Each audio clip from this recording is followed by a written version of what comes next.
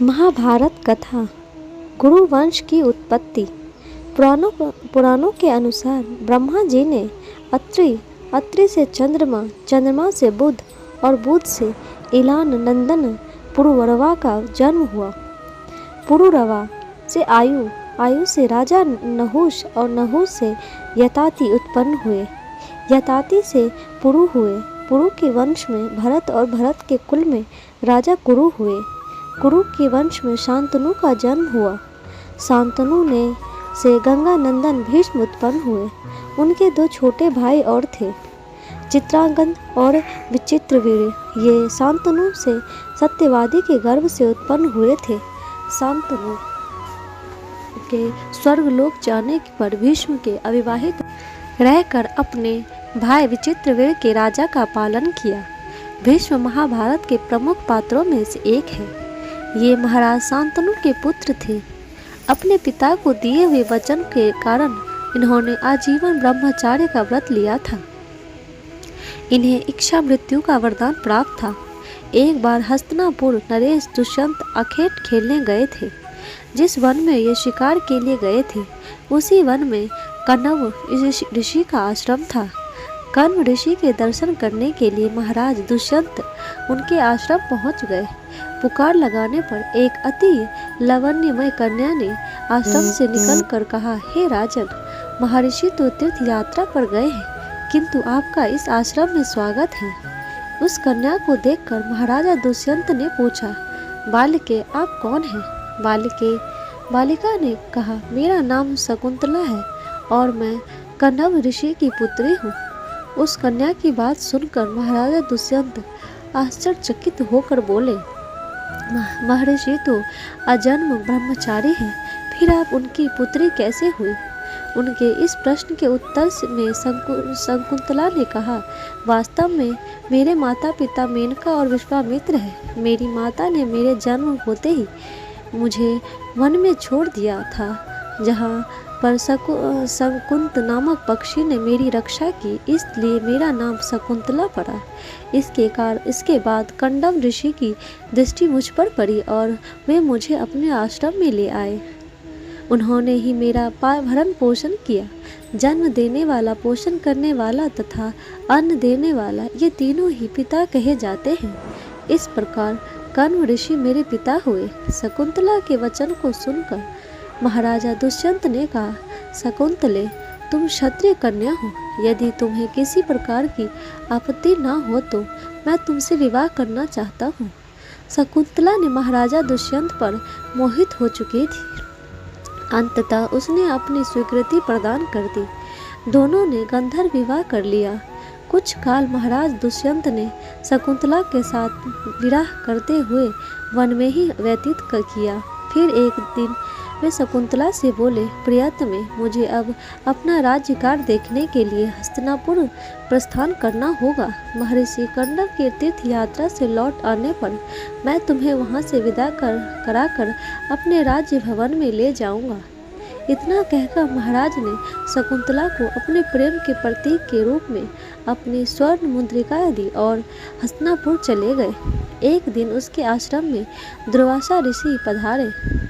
महाराजा दुष्यंत के विरह में लीन होने के कारण शकुंतला को उनके आगमन का ज्ञान भी नहीं हुआ और उसने दुर्वासा ऋषि का यथोचित स्वागत सत्कार नहीं किया।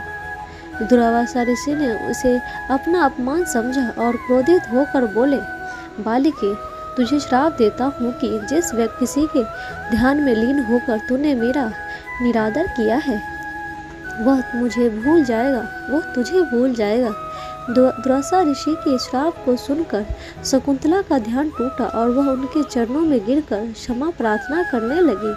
शकुंतला की क्षमा प्रार्थना के द्रवित कर दुर्वासा ऋषि ने कहा, अच्छा, यदि तेरे पास उनका कोई प्रेम चिन्ह होगा तो उस चिन्ह को देखकर उसे तेरी स्मृति हो जाएगी। महाराजा दुष्यंत से विवाह से शकुंतला गर्भवती हो गई थी। कुछ काल पश्चात कण्व ऋषि तीर्थ यात्रा से लौटे। तब शकुंतला ने उन्हें महाराजा दुष्यंत के साथ अपने गंधर्व विवाह के विषय में बताया। इस पर महर्षि कण्व ने कहा, पुत्री, विवाहित कन्या का पिता के घर में रहना उचित नहीं है। अब तेरे पति का घर ही तेरा घर है।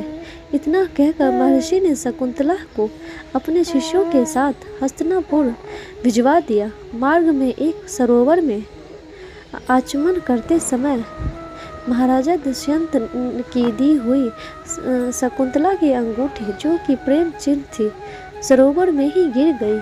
उस अंगूठी को एक मछली निगल गई थी। महाराजा दुष्यंत के पास पहुंचकर कण्व ऋषि के शिष्यों ने शकुंतला को उनके सामने खड़े कर के कहा, महाराज, शकुंतला आपकी पत्नी है, आप इसे स्वीकार करें।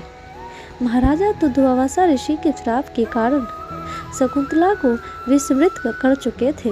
अंततः उन्होंने शकुंतला को स्वीकार नहीं किया और उस पर उल्टा होने का लांछन लगाने लगे।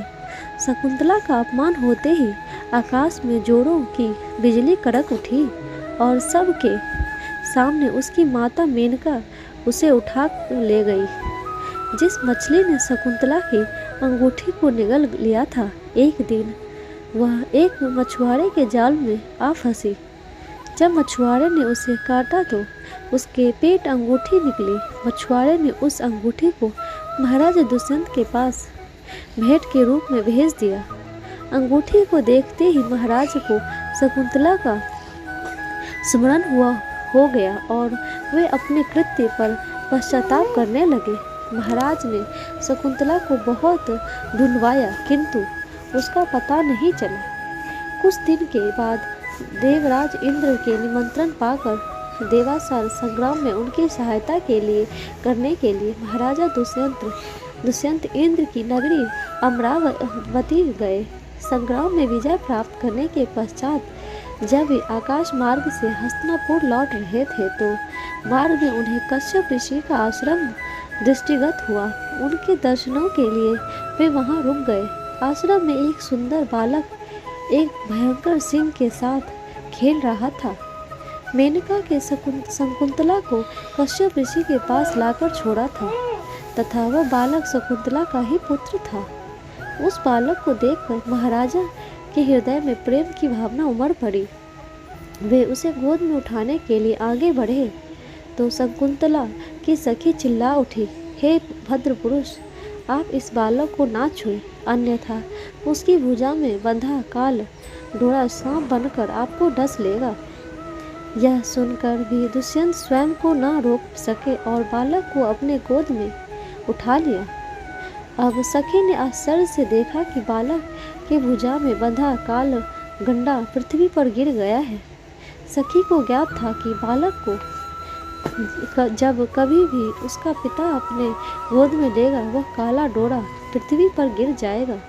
सखी ने प्रसन्न होकर समस्त वृतांत शकुंतला को सुनाया। शकुंतला महाराज दुष्यंत के पास आई। महाराज ने दुष्यंत को पहचान लिया। उन्होंने अपने कृत्य के लिए शकुंतला से क्षमा प्रार्थना किया और कश्यप ऋषि की आज्ञा लेकर उसे अपने पुत्र सहित अपने साथ हस्तिनापुर ले गए। महाराज दुष्यंत और शकुंतला के उस पुत्र का नाम भरत था।